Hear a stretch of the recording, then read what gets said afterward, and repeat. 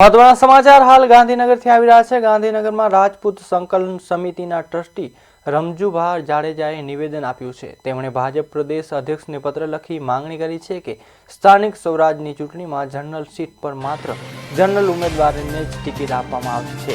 આ સમયમાં તેઓ રૂબરૂ મળી આવેદનપત્ર પણ આપશે। આ અગાઉની ચૂંટણીમાં જનરલ બેઠક પર અનામત કેટેગરીના ઉમેદવારને ટિકિટ મેળવેલી હતી। આ વખતે તેવું ન થાય તે માટે સંપૂર્ણ સમાજ મેદાન ઉતર્યો છે। આ મુદ્દે રાજપૂત સંકલન સમિતિ માંગણી કરી છે કે જનરલ સીટ પર જનરલ ઉમેદવારોને જ તક આપવામાં આવે।